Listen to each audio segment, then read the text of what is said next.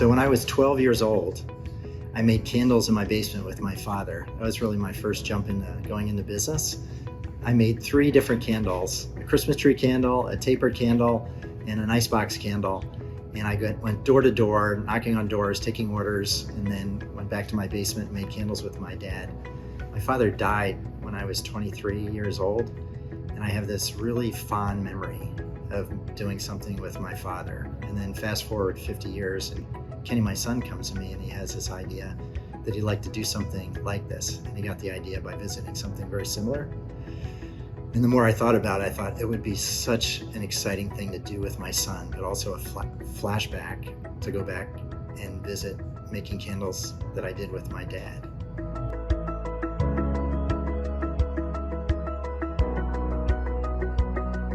The business has evolved really away from the focus on how to make a great candle, but really our focus is on creating a place where people want to come and do something together. So our tagline is where friends gather.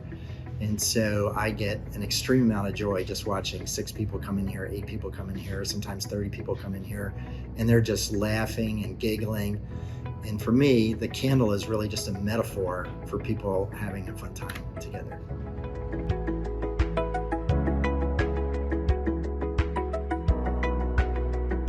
Three things. One is our atmosphere.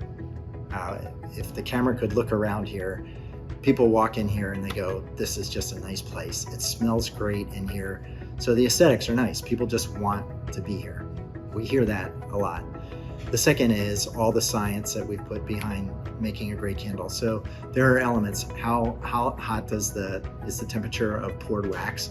What's the size of the wick? What's the size of the vessel and the type of the wax?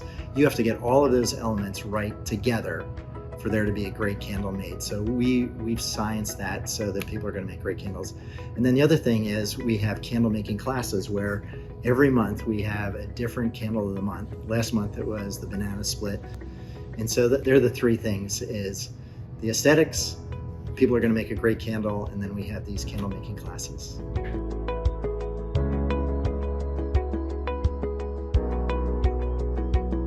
Every day I see thousands of students walk by, and the university said to us, we want you on campus because there's just not enough activities for students to go out and do. And so we thought it was a perfect marriage to bring a business to a safe part of Philadelphia, but also an experience business so that the students have something else to do. Philadelphia is brotherly love. It's one of the largest cities in the United States. We have a second store at 1315 Walnut, and that is going extremely well. And so Philadelphia has been very good to us.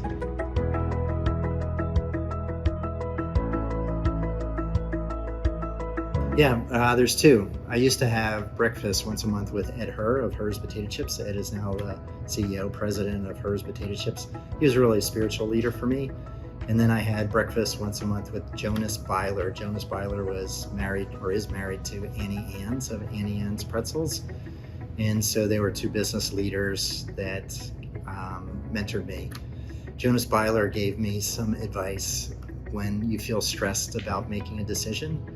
He said, when you're on a road, you don't have to make a decision until you get to the fork. So just keep gathering information that will help you make a better decision when you get to that fork, rather than you're in the middle of the road and you're so stressed out you can't move any further down that road. And I find that so many people hesitate moving forward on a dream because they think of all the things that can go wrong, and they're not even at a fork in the road to be able to make a decision.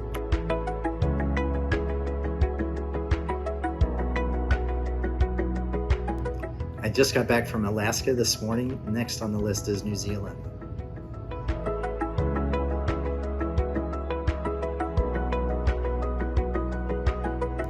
Bruce Springsteen. My wife and I just went to his concert here in Philadelphia.